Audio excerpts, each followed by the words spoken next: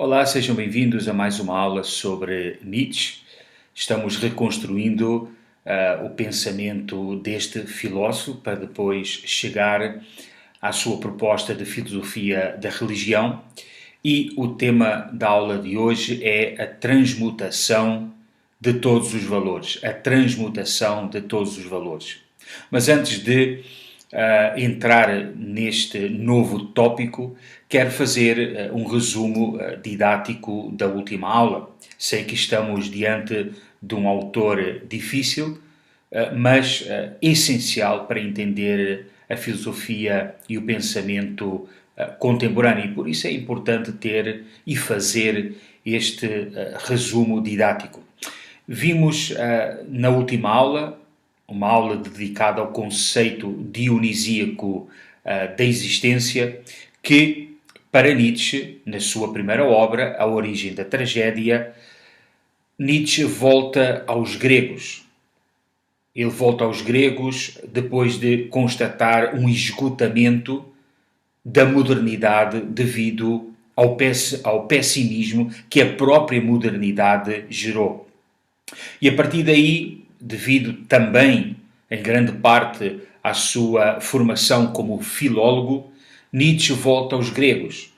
Disse para vocês que este voltar aos gregos nos faz recordar, uma vez mais, esse renascimento depois da Idade Média.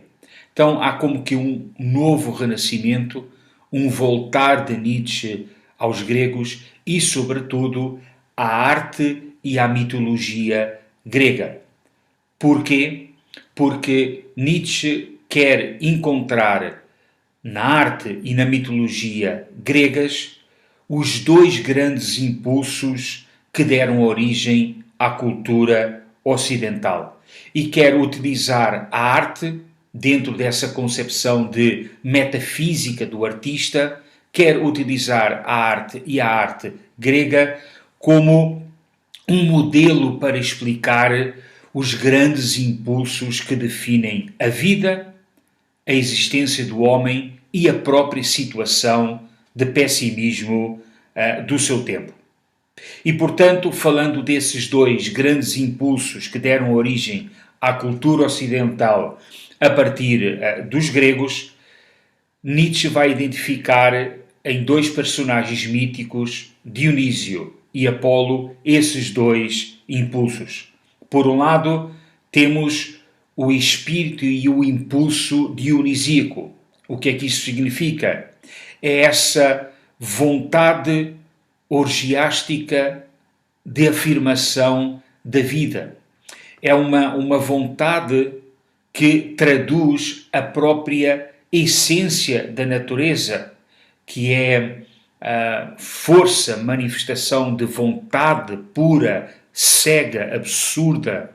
É um tipo de natureza que manifesta dor e manifesta prazer ao mesmo tempo, que evidencia ordem e caos, vida e morte. E, portanto, esta concepção de natureza, ela se manifesta também na vontade do homem. Então, o homem é, em primeiro lugar, uma manifestação desta vontade primordial da natureza, e Nietzsche vai tentar descrever metaforicamente esta vontade do homem, esta essência do homem, através do personagem Dionísio.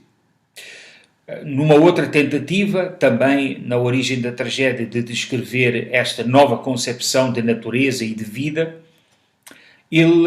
Nietzsche vai utilizar algumas tragédias gregas, mais exatamente as bacantes, e a partir da descrição dos rituais de orgias apresentadas ao deus Dionísio, Nietzsche vai tentar descrever então esses impulsos básicos da filosofia e da cultura ocidental.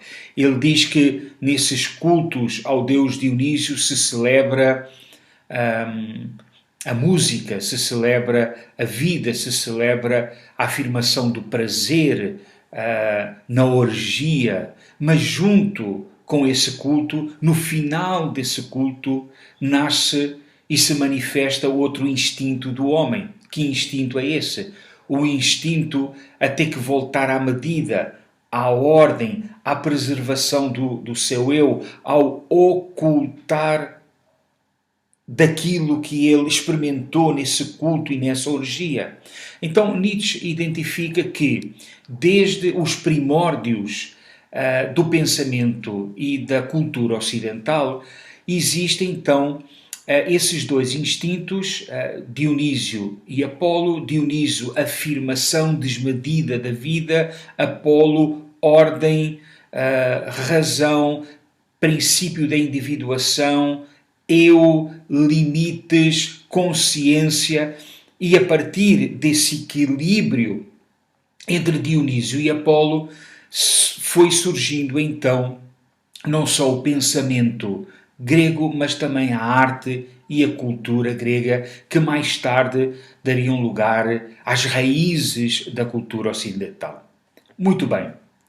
Mas a partir de um determinado momento, diz Nietzsche, quem sabe devido ao medo do homem para com essa dimensão dolorosa da vida, ou também devido ao temor quanto ao destino e ao facto do homem não poder controlar a natureza e tampouco a dor, o prazer e o destino da sua própria vida, devido a este conjunto de dores, Nietzsche viu que foram criados os deuses do Olimpo. Os deuses do Olimpo são então uma criação grega. Com que finalidade os gregos criaram o Olimpo?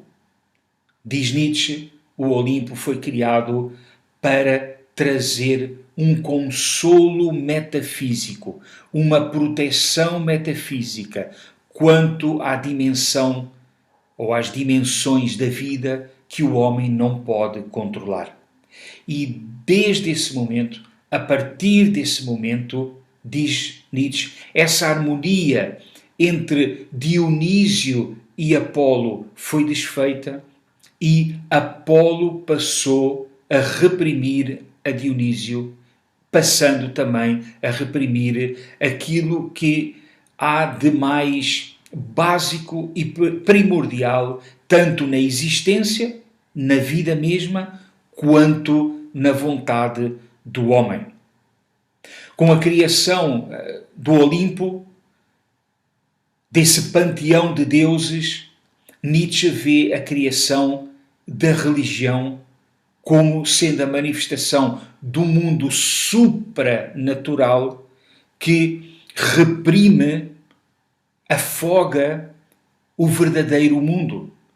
E, portanto, a partir dessa leitura, Nietzsche vai definir essa imposição e esse domínio de Apolo como algo negativo, um domínio que se vai manifestar de uma forma mais perfeita no cristianismo e na moralidade cristã.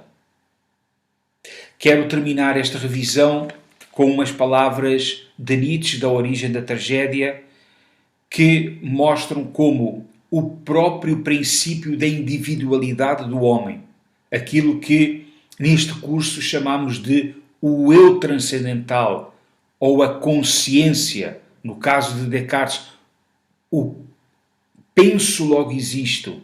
Vejam como que, a partir desta interpretação, Nietzsche vai reinterpretar o sentido desse eu na história da cultura ocidental. Ele diz, o princípio da individualidade surge também como uma consequência da imposição da medida de Apolo.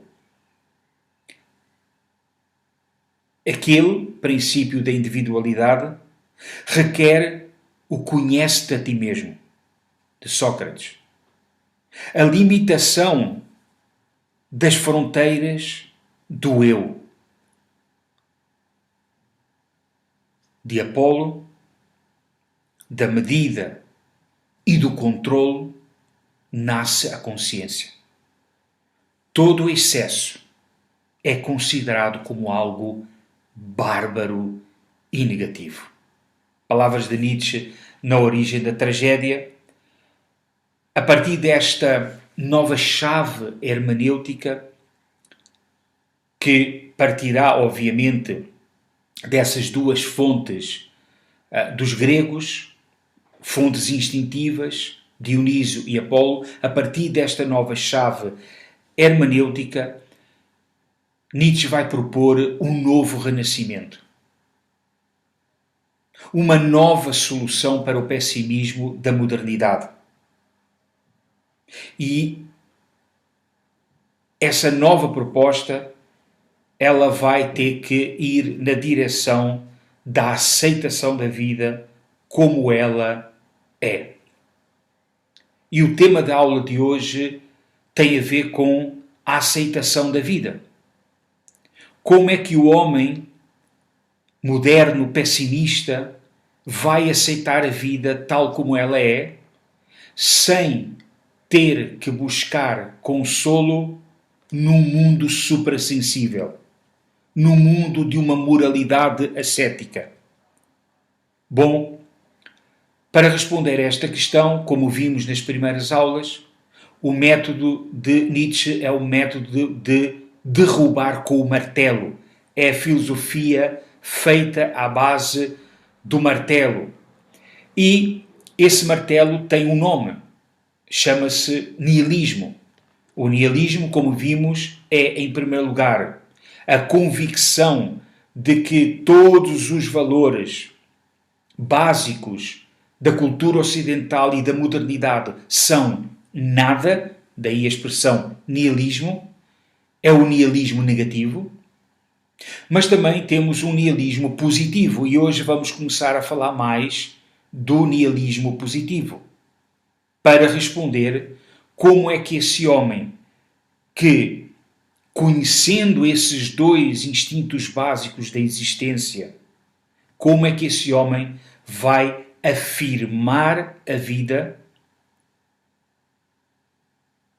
a ponto de identificar, suspeitar dos valores que negam a vida e a necessidade de criar outros valores que estejam de acordo com esta nova concepção de vida, a vida dionisíaca. Bom, o tema da aula de hoje, então, é a transmutação de todos os valores. E o objetivo é entender o que é que significa essa transmutação de todos os valores no pensamento de Nietzsche e, em segundo lugar, ver quais são as consequências práticas e tentaremos também fazer uma avaliação cristã deste tema. A transmutação de todos os valores nasce, então, em primeiro lugar, da concepção dionisíaca da vida. Dionísio, segundo as palavras de Nietzsche, vai ser então esse símbolo da aceitação infinita da vida.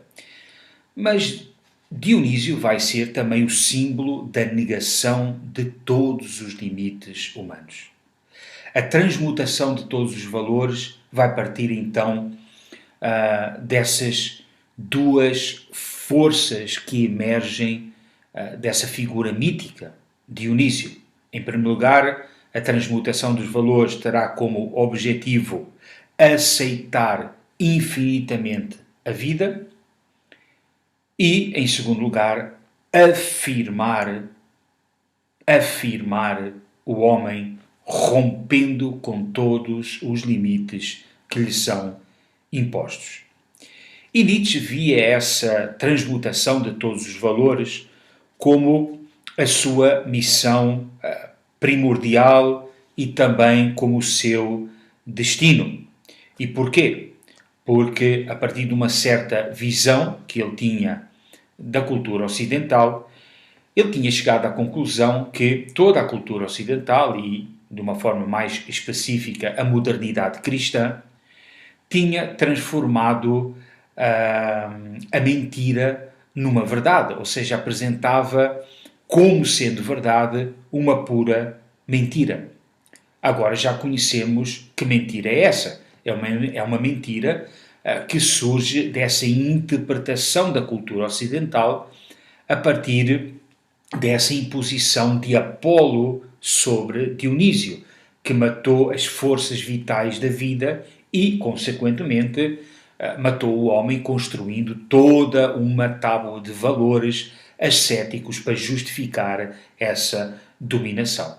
Então, a transformação de todos os valores, ela pode ser definida de uma forma ativa da seguinte forma. Peço que vocês tomem notas. Em primeiro lugar, ela tem uma finalidade. Ela tem uma finalidade.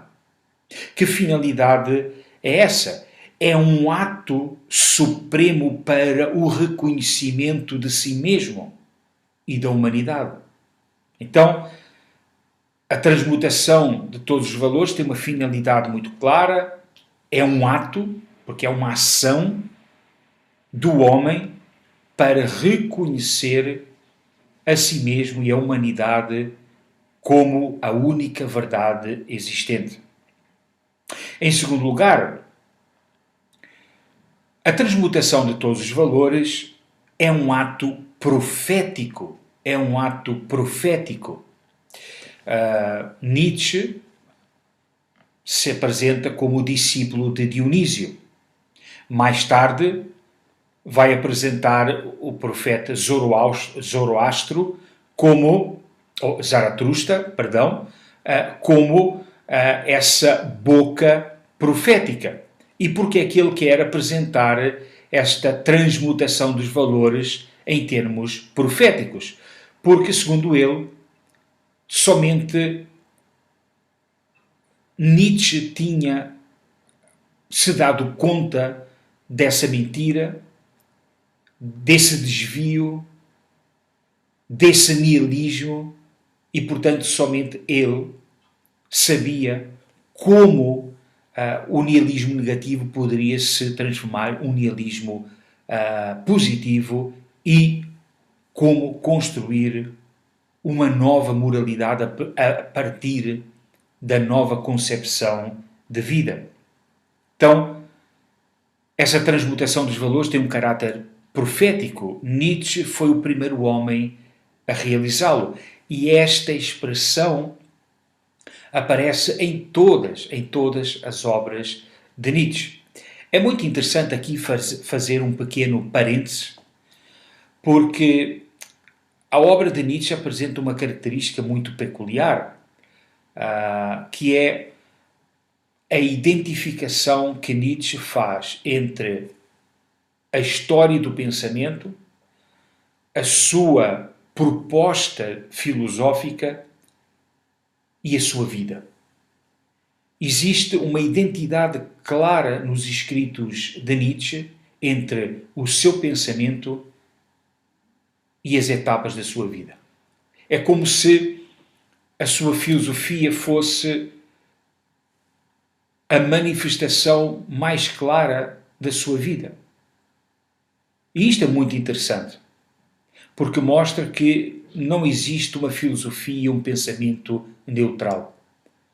O pensamento sempre nasce do estado e das questões e das lutas e conflitos do coração.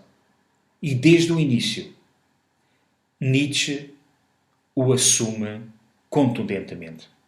E por isso ele apresenta-se como discípulo de Dionísio, como o primeiro homem a realizar esse nihilismo ativo, essa transmutação de todos os valores.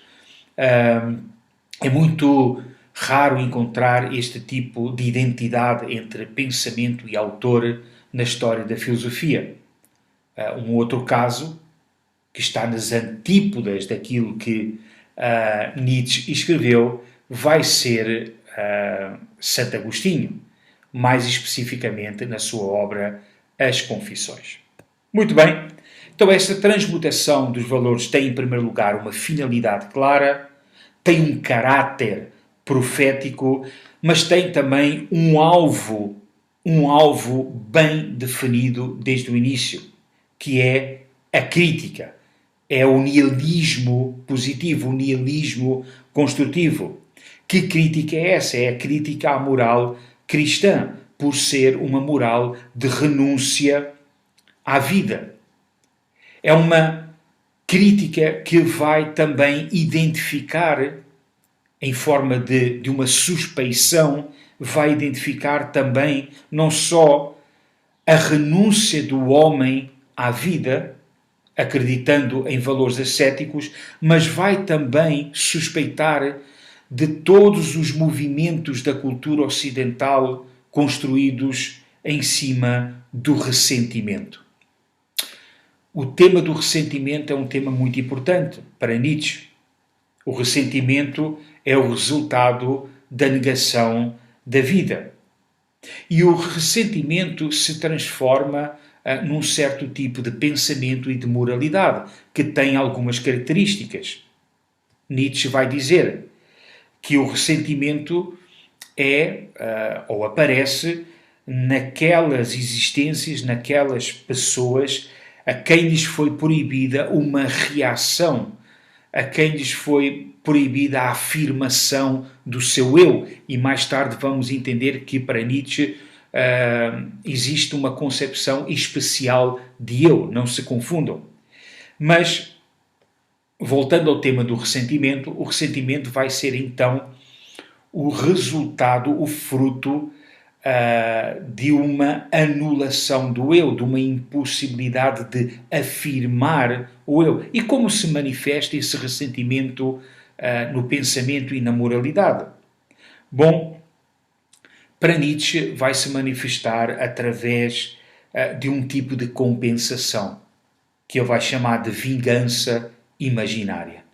Então, a vingança imaginária seria, por exemplo, um tipo de pensamento ou de moralidade ascética que impõe aos outros e lhes impede de afirmar a sua própria vontade. Obviamente, Nietzsche vai identificar este tipo de repressão com o cristianismo e com os seus valores, mas vai citar também outros exemplos, como sendo o platonismo.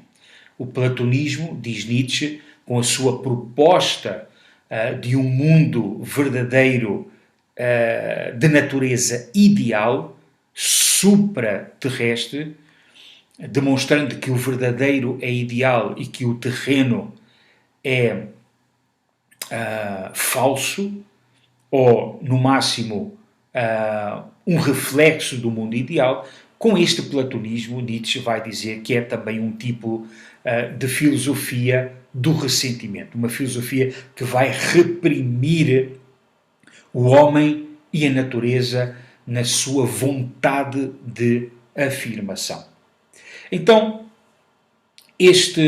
esta transmutação dos valores, como projeto, vai ter uma finalidade muito clara, vai ter um caráter profético, vai ter um alvo que é a crítica, uma crítica bem definida, uma crítica que vai suspeitar e vai procurar identificar na moral cristã e em todos os sistemas de pensamento que dependem desse tipo de moralidade cristã, a renúncia, o ressentimento e, além disso, essa transmutação dos valores vai duvidar de uma forma específica, de um conjunto de valores particulares. Que valores são esses? Que tábua de valores são esses? São todo tipo de valores que apresentam um desinteresse pelo mundo, o espírito de abnegação, de sacrifício, virtudes como sendo o amor ao próximo, o sacrifício por outro, a crucificação da carne, o dualismo espírito-carne, enfim. Nietzsche vai chamar a esse tipo de virtudes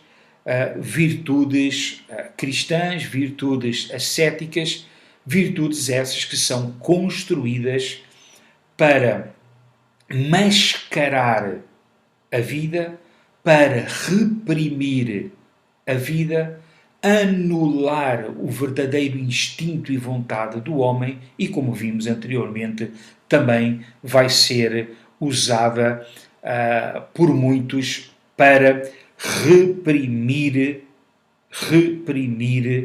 e como, digamos, instrumento de poder. Então, voltamos a constatar uma vez mais que existe como que uma linha temática que une e percorre todos os filósofos da suspeita.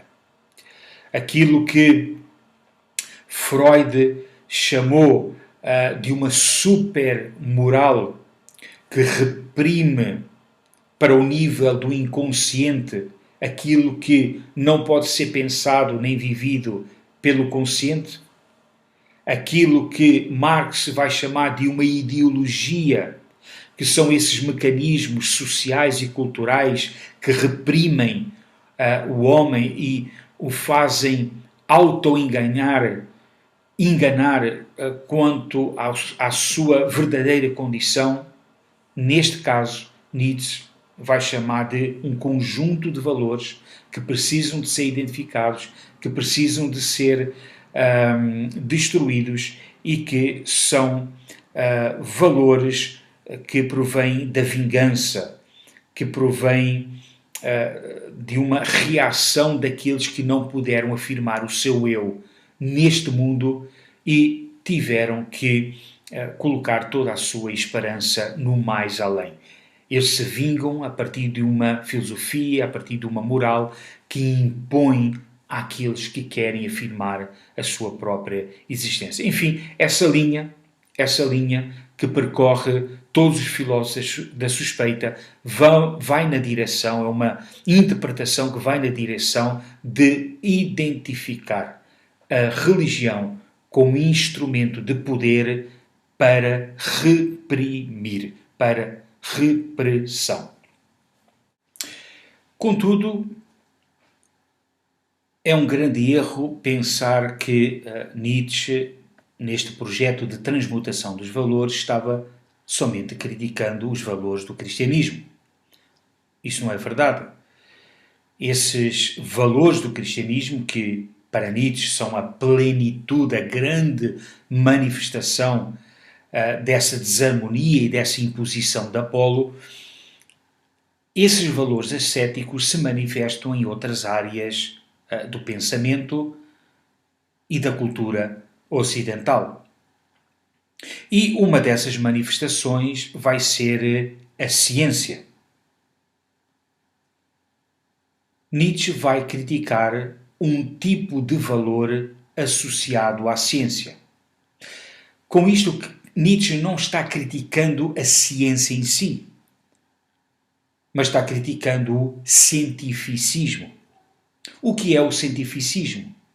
É essa crença, que já vimos noutros vídeos anteriores, de que só é uma realidade objetiva a realidade que a ciência consegue conhecer e transformar em teoria.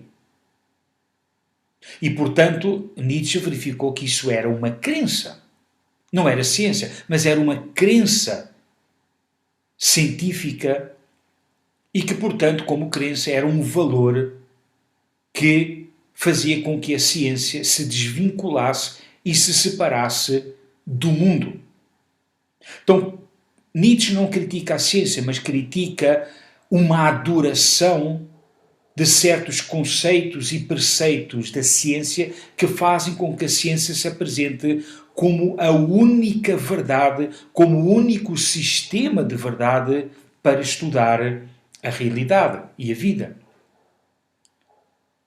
Que valores da ciência e que crenças da ciência são essas? Por exemplo, a crença nos factos e que os factos da vida podem ser observados.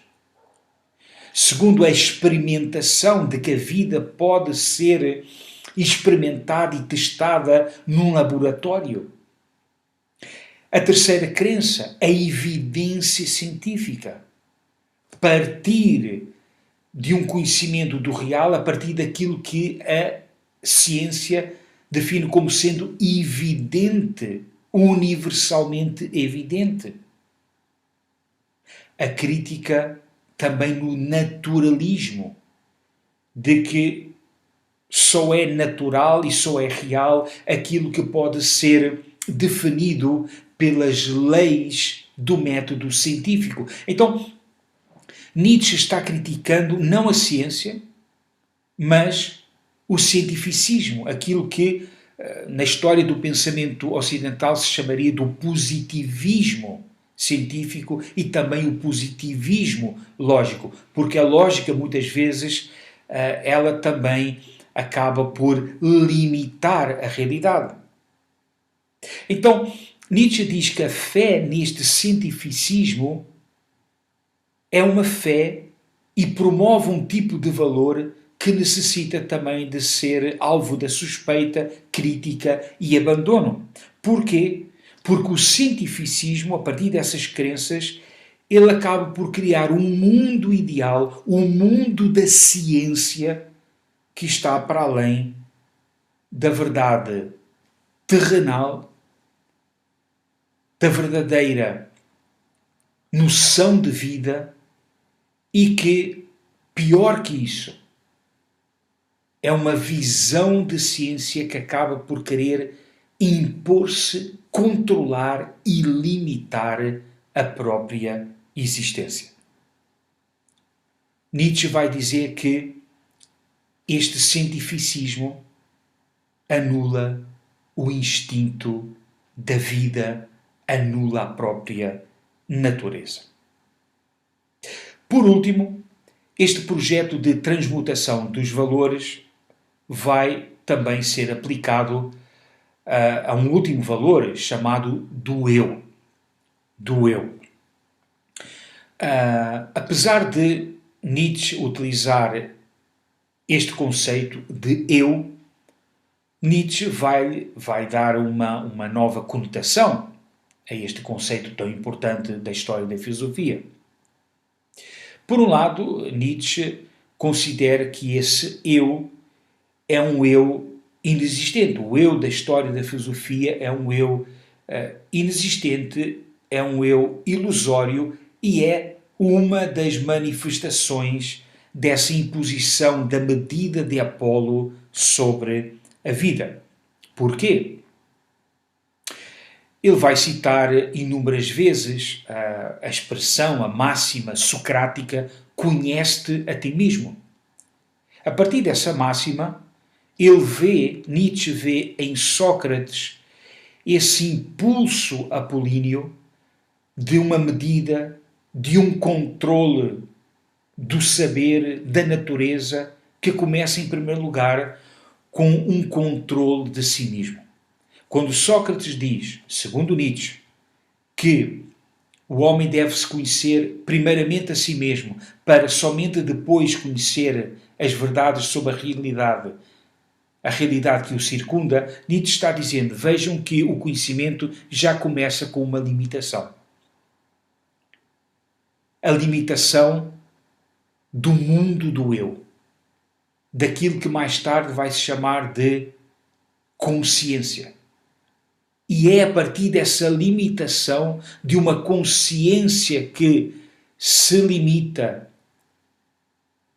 e ao mesmo tempo que se diferencia do mundo, é a partir dessa limitação que o homem ocidental pensou a realidade. Vemos claramente que essa foi uma das críticas também que Nietzsche faz a Descartes e uma das críticas que nós aqui neste curso fizemos a Descartes. O primeiro impulso de Descartes no ato de conhecer a verdade e de fundamentar a ciência, o primeiro impulso foi delimitar a consciência.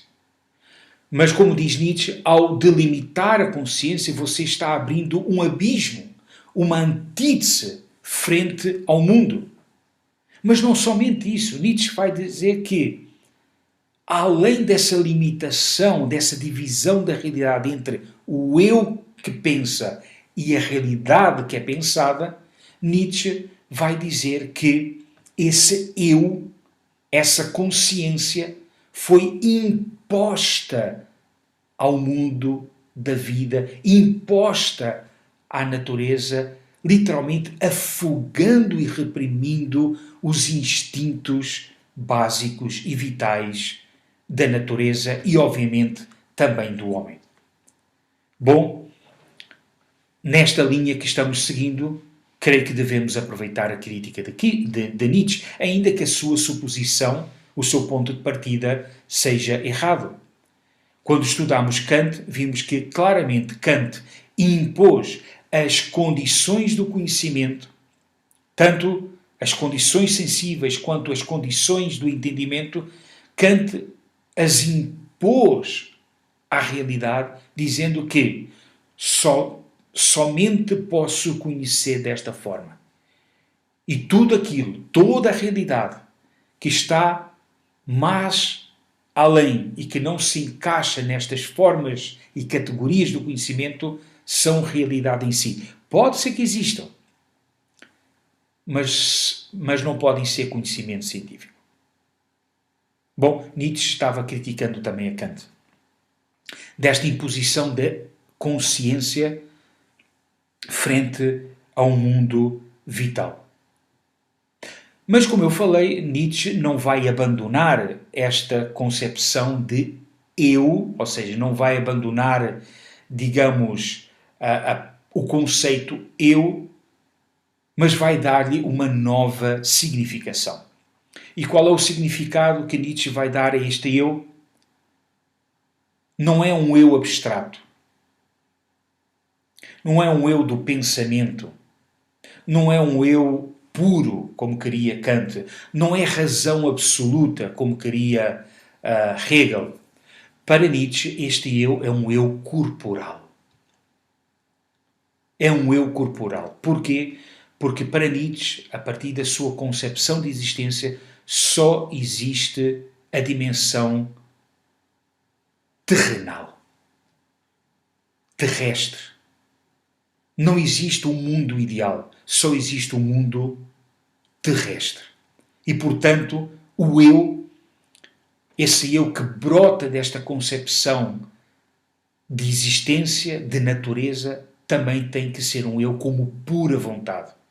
E essa pura vontade de afirmação, ela se dá através do corpo. Então, para Nietzsche, a razão não é uma dimensão separada do corpo. A razão é uma razão corporal. É uma razão que pensa e uma razão que age como vontade no mundo, a partir do mundo e para transformar o mundo. E, portanto, esta foi a forma de Nietzsche apresentar uma nova concepção de eu que estivesse alinhada com a sua concepção de natureza e de homem a partir desse personagem Dionísios. Então, para Nietzsche, a subjetividade vai ser diferente da subjetividade moderna. Vai ser uma subjetividade corporal. O homem conhece, o homem pensa, o homem age, o homem transforma os valores através do seu corpo.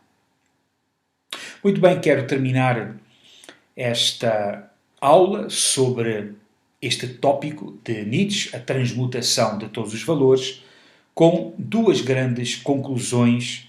A primeira delas, citando um grande especialista da história da filosofia chamado Nicolás Abanhanho. Nicolás Abanhanho, na sua obra História da Filosofia, diz o seguinte, cito, na reivindicação da natureza terrestre do homem está implícita a aceitação total da vida que é própria do espírito dionisíaco. Em virtude desta aceitação, o tema, a terra e o corpo do homem se transfiguram.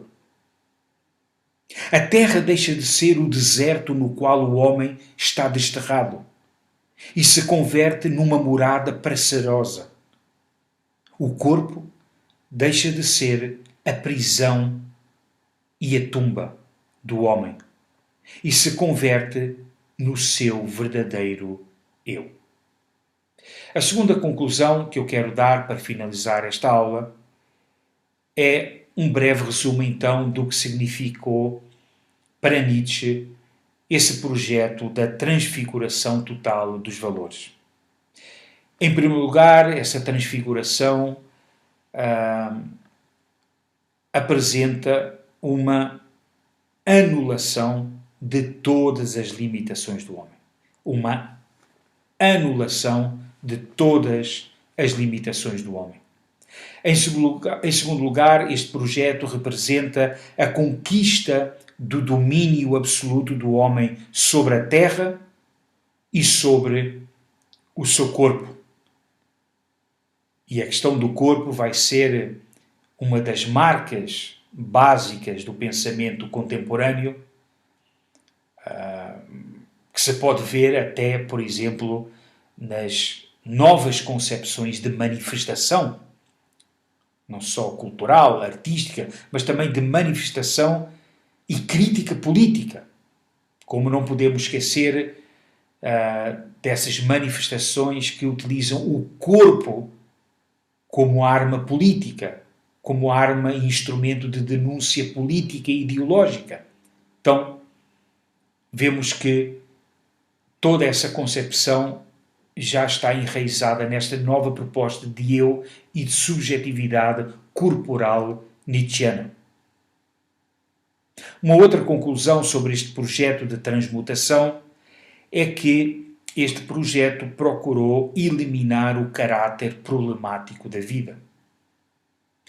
A nova proposta de uma nova tábua de valores e de virtudes que estão alinhadas com a concepção dionisíaca da vida, ela tem como objetivo superar esse caráter problemático da vida que o pessimismo moderno tinha endeusado.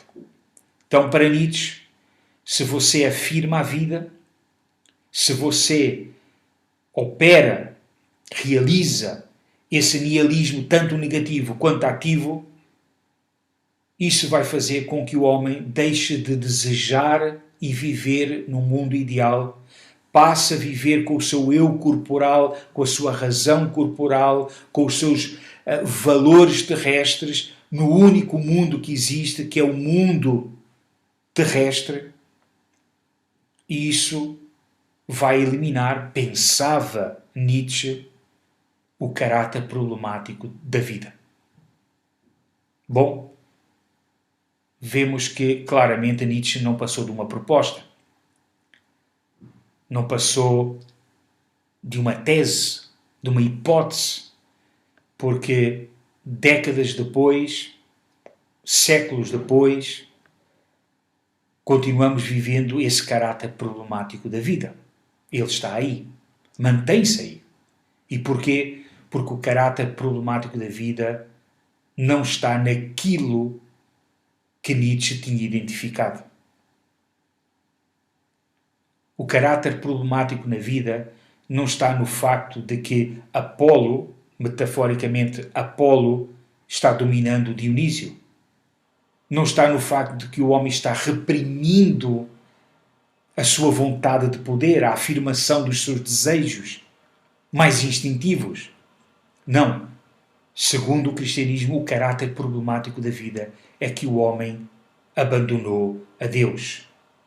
Vive num estado de rebelião. E esse estado de rebelião gera no coração do homem, no âmago da sua existência, fome, sede e inquietude que não podem ser satisfeitas no mundo terrenal, onde Nietzsche pensava que estava a salvação e a base para a construção de uma nova tábua de valores. Por último, este projeto de transmutação dos valores requer a eliminação de todos os valores que alienem e que reprimam o homem e que o impeçam de se afirmar como homem contra todas as limitações. E com esta aula espero poder abrir duas portas para os dois últimos grandes temas do pensamento de Nietzsche. Em primeiro lugar, que homem é esse? Que novo homem é esse que Nietzsche vai propor? E em segundo lugar, em que tipo de realidade e em que tipo de história esse homem vai ter que existir? É o tema do super-homem ou do além do homem e o importante tema do eterno retorno. Espero por vocês para as próximas aulas e espero que vocês estejam participando das atividades na plataforma, participando dos fóruns de discussão e também, se vocês têm alguma dúvida, vocês sabem que podem também escrever no fórum de dúvidas e problemas e eu depois responderei às vossas questões. Um grande abraço e até ao próximo vídeo.